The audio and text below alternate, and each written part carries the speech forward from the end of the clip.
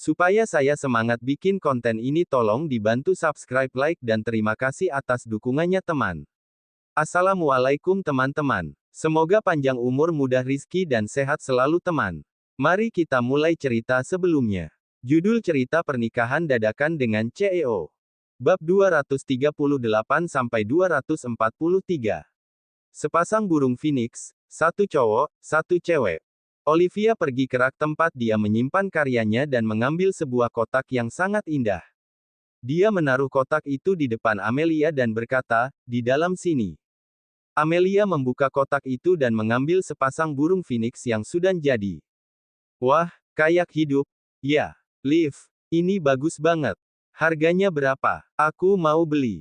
Kita kan teman, aku kasih harga untuk biaya bahan-bahannya saja, kata Olivia. Justru karena kita teman, aku nggak boleh ambil untung. Bisnis ya bisnis, nggak boleh dicampur sama perasaan. Harganya berapa aku bayar berapa, jangan cuma kena harga bahan saja. Aku sudah lihat harganya di online shop kamu. Kalau nggak salah sekitar berapa ratus ribu gitu, persisnya aku nggak ingat. Amelia mengeluarkan dompet dari tas Hermesnya dan mengambil sejumlah uang kes. Dia tidak menghitung ada berapa tepatnya dan langsung memberikannya saja. Kepada Olivia, kembaliannya ambil saja. Kalau Stefan terima hadiahku, aku bantu kamu promosiin.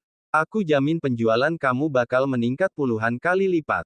Wah, makasih banyak. Ya, Amelia sudah berbaik hati dan Olivia pun tidak sungkan lagi padanya. Dia tidak menghitung uangnya ataupun memberikan kembalian, dan langsung memasukkan uang itu ke mesin kasir. Liv, aku mau kasih hadiahnya dulu, ya. Kalau aku berhasil, aku berterima kasih banget sama kamu. Oke, good luck. Membeli sepasang burung phoenix dan memberikannya kepada Stefan sama dengan Amelia mengejar cintanya terhadap Stefan. Amelia jadi semakin suka dengan Olivia dan menganggapnya sebagai penasihat cinta. Sarah baru keluar dari toilet setelah Amelia pergi. Nek, kalau masih nggak keluar juga, aku sama Olivia dobrak pintunya, nih, kata Junia. Sarah sudah tua dan mereka khawatir Sarah terjatuh di dalam toilet. Pernah terjadi beberapa kasus di mana orang tua terjatuh di toilet dan tidak ada orang yang menyadarinya. Ketika ketahuan, semuanya sudah terlambat. Nenek nggak apa-apa, tanya Olivia. Nggak apa-apa, tadi nenek nggak sengaja nemu video lucu, makanya lama, Olivia dan Junia. Tadi siapa yang datang? Kayaknya nenek dengar kalian lagi ngobrol. Temanku baru saja pulang dari liburan di pantai, terus dia bawain banyak makanan kemari. Nek, sang nanti makan di sini saja, kita pesta seafood. Hidangan laut yang dibawakan oleh Amelia terlalu banyak untuk Olivia, jadi Olivia juga ingin memberikan sebagian kepada Sarah untuk dibawa pulang. Meski Olivia tidak tinggal serumah dan bahkan belum pernah mengunjungi rumah keluarga besar Stefan, tetap saja Olivia memberikan barang bagus ataupun makanan enak ke Sarah sebagai bentuk berbakti. Oke, kamu nggak minta pun, nenek bakal makan di sini. Kalau di rumah, nenek cuma makan sendirian. Seenak apapun makanannya jadi nggak nafsu. Masak yang banyakan saja, nenek panggil Stefan kemari buat makan bareng. Bab 239. Di sebuah hotel yang berlokasi tidak jauh dari wilayah pusat Mambera, kedua orang tua Hendra mengetuk pintu kamar Mohtar. Mohtar membuka pintu dan melihat adik serta adik iparnya bertanya dengan raut wajah panik, "Ada apa? Kenapa kalian berdua kelihatan panik begitu?" "Kak, kemarin Hendra pergi sampai sekarang masih belum pulang, kami khawatir dia kenapa-napa." Ayahnya Hendra adalah yang paling kecil di antara semua saudara kandungnya, dan dia jugalah yang paling disayang oleh orang tuanya. "Hendra ada bilang dia pergi kemana?" tanya Mohtar. Sebagai kakak sulung yang usianya sudah cukup tua, dia mampu bersikap tenang di situasi seperti ini. Hendra bilang dia mau pergi ketemu Olivia buat nagih biaya pengobatan mama. Perginya kemarin, tapi sampai sekarang masih nggak ada kabar. Di telepon juga nggak nyambung, kata Andri. Sampai detik ini, anggota keluarganya masih tidak tahu kalau Hendra sedang ditahan, dan kebetulan ponselnya juga sudah kehabisan baterai. Seketika itu pula rona wajah Mohtar langsung menggelap dan memarahi adik dan adik iparnya, "Kalian kenapa kasih Hendra ketemuan sama Olivia?" Waktu itu datang ramai-ramai saja, si Olivia masih bisa ngotot nggak mau kalah. Apalagi kalau cuma Hendra sendiri. Mohtar sempat berinteraksi dengan Olivia, dan dari situ dia menyadari kalau mereka semua telah meremehkan kedua anak perempuan yang dimiliki oleh adik ketiganya itu. Jangankan Odelina, Olivia saja sudah sangat merepotkan dan membuat mereka sekeluarga rugi besar. Uang hilang masih tidak apa-apa, tapi nama baik mereka ikut tercemar dan pekerjaan anak-anak pun jadi terpengaruh. Awalnya mereka ingin menemui Olivia untuk berbincang, tapi Olivia dan Odelina tidak sempat sehingga mereka harus mencari waktu lain. Tiba waktunya akhir pekan anti, mereka semua akan menyempatkan diri untuk menemui Olivia dan Odelina. Bagaimanapun juga mereka semua adalah paman dan tantenya Olivia, siapa tahu Olivia akan mendengarkan ucapan mereka. Hendra ngotot mau ketemu sama Olivia, kamu juga nggak bisa apa-apa, kata Andri, dia masih muda jadi suka panasan dan keras kepala. Yoga pernah bilang waktu itu Hendra sempat ngerusak tokonya Olivia. Mending kita cepat pergi ke tempatnya Olivia, siapa tahu Hendra malah bikin keributan di sana. Andri dan istrinya mengkhawatirkan anak mereka dan langsung berangkat seketika mendengar nasihat Mohtar. Tunggu, aku juga ikut. Sebagai anak sulung sekaligus pamannya Olivia, Mohtar merasa dia juga memiliki tanggung jawab atas keponakannya. Sewaktu kedua orang tua Olivia masih hidup, hubungan mereka sebenarnya cukup baik. Meski ayahnya Olivia tidak memiliki anak laki-laki, dia sangat menyayangi kedua anak perempuannya. Atas rasa simpatinya terhadap sang adik, Mohtar juga memperlakukan Olivia dengan baik. Mungkin apabila Mohtar juga ikut, Olivia bisa lebih melunak, namun, semua itu hanya asumsi Mohtar sendiri. Sebaik apapun Mohtar, tetap saja dia bersekongkol dengan yang lain untuk menguasai harta kedua orang tua Olivia setelah mereka meninggal, serta mengusir Olivia dan Odelina yang saat itu masih belia. Kalian berdua tunggu sebentar. Aku mau ganti baju, Kak. Apa perlu kita panggil Yoga dan Bobby juga? Tanya Andri. Dia merasa dengan memanggil dua keponakannya yang paling cerdas itu, dia sendiri merasa lebih tenang. Bab 240. Panggil saja. Mohtar juga sepemikiran dengan Andri dan menyetujui usulnya. Namun siapa yang menyangka ketika Andri menghubungi Yoga, keponakannya itu malah berkata, kebetulan, baru saja aku mau telepon Om, Hendra kena masalah. Mendengar hal itu, Andri pun langsung pucat dan bertanya, masalah apa lagi? Dia bilang mau nagih duit ke Olivia, apa jangan-jangan dia dipukuli sama Olivia? Kalau anak sial asterisan itu berani nyakitin Hendra, Om gak bakal kasih ampun. Bakal Om obrak-abrik makam mamanya. Ayah kandung Olivia adalah kakak kandung Andri, jadi Andri tidak mungkin tega merusak makamnya, tapi itu tidak berlaku bagi ibu kandung Olivia karena dia tidak ada hubungan darah dengan Andri. Apabila Olivia membuat Andri mengamuk, Andri benar-benar akan meratakan makam ibunya Olivia. Hendra ngajak anak buahnya buat cegat mobil Olivia tengah malam. Mereka juga bawa senjata kayak tongkat besi atau semacamnya buat mukul Olivia. Tapi Olivia ngelawan dan sekarang mereka semua malah ditahan. Aku juga baru dapat kabarnya. Ditahan. Cuma ribut antar saudara saja masa sampai panggil polisi. Olivia si anak kampret ini memang nggak punya hati, bisa-bisanya dia lapor polisi biar Hendra ditangkap polisi. Yoga, kamu bisa bebasin Hendra. Dia masih kecil, dia pasti ketakutan di kantor polisi. Andri naik pitam mendengar tingkah laku Olivia yang sangat kejam terhadap anak kandungnya. Dia khawatir Hendra sedang ketakutan di kantor polisi dan ingin segera membebaskannya. Waktu itu memang si Hendra sendiri yang gegabah. Sekarang kita ada di posisi yang nggak menguntungkan, jadi kita nggak bisa adu keras sama Olivia. Kita harus cari tahu dulu siapa yang backing Olivia. Kalau kita belum tahu, mau gerak pun nggak bisa sembarangan. Om Andri harus nasihatin Hendra. Olivia dan kakaknya benci banget sama kita, mau pakai embel-embel saudara nggak bakal mempan sama mereka. Yoga tidak merasa keberatan apabila mereka semua ingin menagih uang dari Olivia. Dia hanya mengikuti arus saja karena dia sendiri paham akan lebih baik jika Olivia menjadi kambing hitam. Keluarganya memang sangat keterlaluan terhadap Olivia dan Odelina, jadi tak heran jika mereka berdua bertindak kejam. Untungnya sekarang animo para netizen di jagat maya juga perlahan mulai menurun. Asalkan mereka tidak membuat keributan yang berpotensi menarik perhatian banyak orang, lama-kelamaan semua orang akan melupakan mereka. Kedepannya, apapun yang mereka lakukan tidak akan menimbulkan efek yang merugikan. Perihal biaya pengobatan nenek, Yoga rasa asalkan mereka semua mau patungan pasti akan cukup, toh mereka juga hidup berkecukupan. Jadi, untuk apa terus-terusan meributkan uang itu dengan Olivia? Kalau memang Olivia bersikeras tidak mau menanggung biaya pengobatan, apa pula yang bisa mereka lakukan? Semua cara yang mereka punya sudah dicoba dan tidak membuahkan hasil. Hendra mana mau dengar nasihat Om Yoga, jadi sekarang mending kita bebasin Hendra dulu atau gimana? Tanya Andri. Iya, kita bebasin Hendra saja dulu, terus kita tanya apa benar dia nyakitin Olivia. Kalau iya, Om harus minta maaf ke Olivia, lebih bagus kalau bawa hadiah sekalian. Kalau enggak, Hendra yang bakal repot nantinya. Bicara soal bersosialisasi, seperti menjilat orang lain demi bisa membaur memang Yoga lebih cerdas dibandingkan Andri. Ibunya Hendra yang tak sengaja mendengar percakapan itu pun berkomentar, Olivia yang bikin Hendra masuk kantor polisi, masa aku yang harus minta maaf? Mimpi, harusnya aku yang bikin perhitungan. Baal kurusak tokonya dan kurobek-robek mulut si Olivia ini. Aku nggak takut siapa backing Anya. Dia sudah tidak peduli lagi dengan reputasinya yang memang sudah rusak. Para penduduk di desa sudah menagih mereka untuk mengganti uangnya.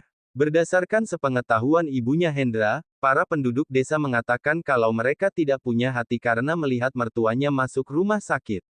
Kalau ternyata nenek tidak sakit dan mereka bersekongkol untuk membuat satu desa ribut, tinggal lihat saja siapa yang masih berani banyak omong. Bab 241. Yoga langsung menyudahi percakapannya dengan Andri seolah tidak mendengar ocehan ibunya Hendra. Lalu dia menghela napas panjang. Dia jadi curiga mungkinkah Olivia dilindungi oleh semacam dewa sampai-sampai tidak ada satu pun yang bisa mencelakainya. Selain itu, dia juga merasa ada orang lain yang melindungi Olivia dari belakang, tapi Yoga tidak tahu siapa orangnya. Yang pasti, orang itu pasti bukan orang sembarangan karena mampu membuat orang lain enggan untuk membantu Yoga. Masalahnya, Yoga sudah melakukan pemeriksaan kepada Olivia dan Odelina, tapi dia tidak menemukan siapapun yang mungkin bisa menjaga mereka, meski suaminya Odelina bekerja sebagai manajer di sebuah perusahaan besar, tetap saja dia hanya karyawan biasa. Yoga tidak tahu apa pekerjaan suaminya Olivia, tapi dari kata para penduduk desa, suaminya Olivia itu mengendarai mobil buatan lokal yang harganya 200-300 juta. Motor yang Yoga dan keluarganya miliki saja harganya sudah di atas itu. Itu berarti suaminya Olivia juga bukan orang kaya. Kalau benar Olivia punya backing-an, kemungkinan besar orang itu adalah teman baiknya yang bernama Junia itu. Junia lahir dan besar di Mambera, dan dia juga berasal dari keluarga berada. Konon kabarnya Junia juga menikah dengan pria kaya raya. Apakah mungkin selama ini Junia yang membantu Olivia? Olivia berasumsi dengan menyerahkan Hendra ke polisi, pamannya pasti akan mendatanginya. Maka itu Olivia sudah mempersiapkan mentalnya. Hanya saja, setelah ditunggu sampai tengah hari, pamannya masih belum juga datang. Stefan sudah berada di mobilnya ketika dia mendapat panggilan masuk dari neneknya. Dia baru saja keluar dari area parkir dan hendak menuju ke Mambera Hotel. Reiki juga mengikuti di belakang karena mereka berdua akan makan bersama di sana. Halo, Nek, yang aku minta tolong nenek sudah ditanyain ke Olivia. Nanya apa? Memangnya kamu ada minta tolong? Kata Sarah yang sudah tidak ingat sama sekali. Kemarin dia pulang jam berapa? Kan aku sudah minta tolong nenek buat tanyain. Sudah 1 harian aku nggak dapat jawaban. Tiba-tiba mobil mengerem mendadak. Dimas yang melihat bosnya sedang sibuk berbicara dengan Sarah di telepon berusaha mencari celah untuk berkata, Pak Stefan, Non Amelia muncul lagi, tuh. Amelia sudah menunggu seharian di depan pintu masuk gedung kantor Aditama Group. Dia juga membawakan hadiah dengan maksud mengajak Stefan makan bersama. Kali ini dia sudah belajar dari pengalaman. Dia tidak menghadang jalur Stefan dengan mobil karena itu hanya akan mengganggu mobil lain yang ada di belakang. Dia lebih memilih untuk menggunakan tubuhnya sendiri. Wah, nenek sampai lupa soal itu. Tapi nggak apa-apa, kamu tanya saja sendiri. Kamu sudah pulang kantor, kan? Datang ke sini sekarang, kita makan bareng. Nenek sama Olivia masih di toko. Sekarang dia lagi sibuk di dapur nyiapin seafood. Semenjak pertama kali Stefan memiliki ponsel pribadi, nomornya tidak pernah diblokir oleh orang lain satu kali pun. Olivia adalah orang pertama yang memblokir nomornya. Enggak, deh. Aku sudah janji makan bareng Reiki di hotel. Stefan menolak ajakan makan dari neneknya karena merasa kalau dia datang ke tokonya Olivia, itu berarti dia telah tunduk padanya. Meski perang dingin ini sebenarnya adalah salah Stefan, dia tidak sudi mengaku kalah. Benar seperti apa yang Sarah katakan, Stefan memang sangat keras kepala. Nggak bisa, nenek sudah bilang sama Olivia buat siapin makanan untuk kamu. Kalau kamu nggak datang, makanannya jadi sia-sia. Cepat kemari. Seafoodnya fresh, loh. Stella yang kasih ke Olivia tadi. Spontan Stefan mengernyit ketika mendengar itu, lalu dia pun bertanya, kenapa Amelia ngasih ke Olivia? Hehehe, ya karena kamu. Nenek bocorin rahasianya, iya. Sebenarnya, Olivia bantuin Amelia buat ngejar kamu. Baru kali ini nenek ketemu situasi kayak begini. Selagi Sarah berbicara dengan Stefan di telepon, dia pergi keluar agar pembicaraannya tidak terdengar oleh Olivia. Bed 242. Odelina sudah tiba di tokonya Olivia, tapi dia masih sibuk bekerja. Wajah Stefan sontak memuram ketika mendengar ucapan neneknya yang terkesan bersenang-senang di atas penderitaannya. Sudah, ya, cepat kemari. Kalau enggak, nenek kasih tahu ke Olivia kalau kamu dari keluarga Aditama, benar-benar, deh, kamu ini. Nenek sudah bantuin kamu, tapi kamu yang nggak manfaatin kesempatannya. Oh ya, nenek mau kasih tahu satu hal lagi. Hadiah yang Amelia kasih buat kamu itu dia beli dari tokonya Olivia. Nanti kamu juga tahu apa hadiahnya. Rona wajah Stefan semakin menggelap. Sarah sudah berjanji kalau dia tidak akan ikut campur hubungan Stefan dan Olivia, tapi dia malah mengancam Stefan dengan membocorkan identitas aslinya. Stefan pun langsung menutup teleponnya, tapi Sarah tidak peduli karena apa yang perlu dia sampaikan sudah tersampaikan semuanya. Pas Stefan, Non Amelia nggak mau minggir, kata sopirnya, Stefan terdiam sejenak dan tiba-tiba turun dari mobil. Amelia yang melihat itu merasa sangat senang.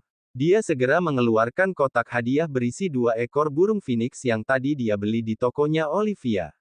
Kedua bola matanya yang besar berkilauan ketika melihat wajah Stefan yang tampan. Ekspresi Stefan yang tegang dan dingin itu tidak membuat ketampanannya berkurang sedikit pun. Stefan, ini hadiah buat kamu. Makasih, ya, sudah bantuin aku tadi pagi.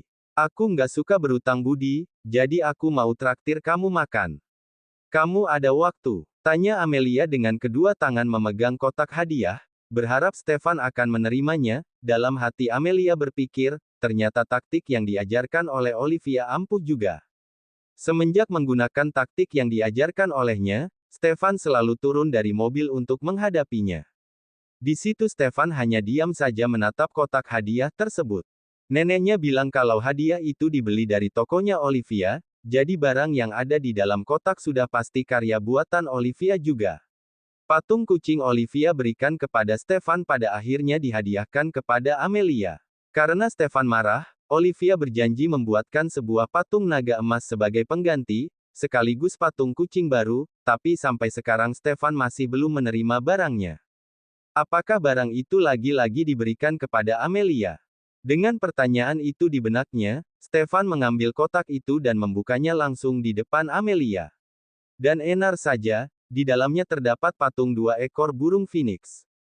Kamu suka? 2 burung ini bagus banget menurutku, rasanya kayak hidup. Stefan membuka hadiah itu langsung di depannya merupakan sebuah kejutan bagi Amelia. Dia pun tersenyum dan menatap Stefan dengan mata penuh cinta kasih. Stefan pun menaruh kembali 2 burung phoenix itu ke kotaknya dan mengembalikannya kepada Amelia. Setelah itu dia langsung masuk ke mobil tanpa menghiraukan ajakan makan dari Amelia. Dimas, seret dia ke pinggir. Dimas segera melaksanakan perintah dari sang majikan. Amelia pun akhirnya diseret ke pinggir jalan. Bab 243. Mobil Stefan segera meninggalkan gedung kantor Aditama Group, dan Dimas baru melepaskan Amelia ketika mobil bosnya sudah pergi jauh. Sontak Amelia membalikkan badannya dan menamparkan wajah Dimas, tapi dengan gerakannya yang sangat tangkas, Dimas berhasil menangkap tangan Amelia dan berkata padanya, "Non Amelia, aku kalau mukul orang nggak lihat cewek atau cowok, lepasin aku. Kalau berani, coba saja. Aku nggak bakal main kasar selama kamu juga nggak mukul duluan. Kalau kamu berani nampar, aku tampar balik," ujar Dimas seraya menghempaskan tangan Amelia.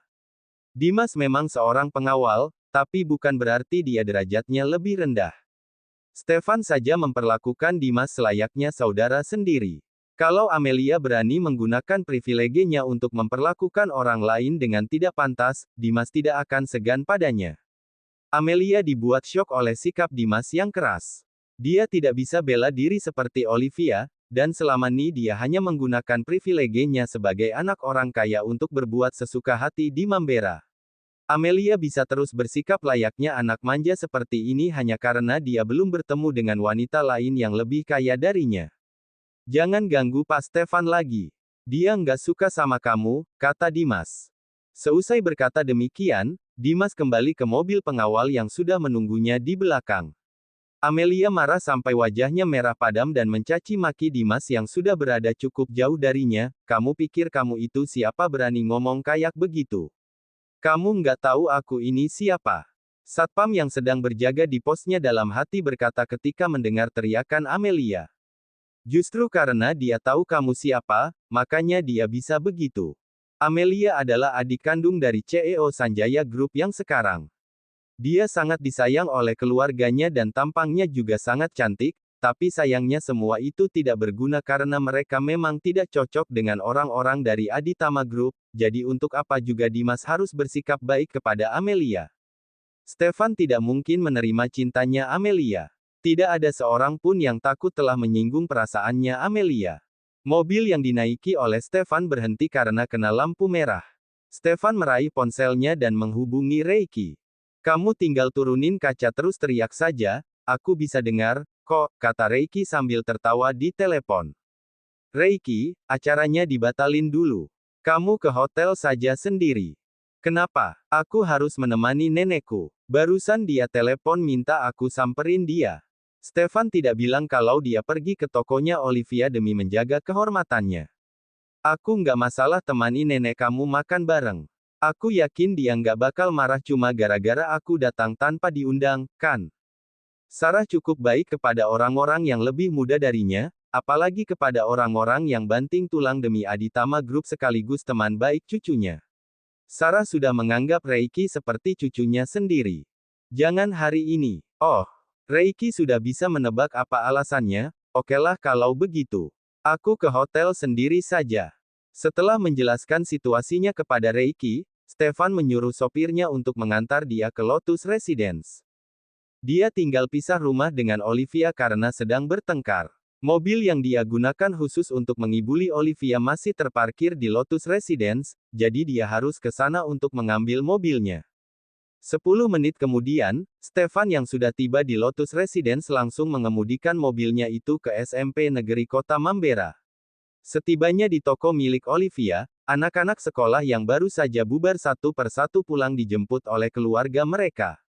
Toko-toko yang ada di depan gerbang sekolah pun kembali tenang. Cerita bersambung.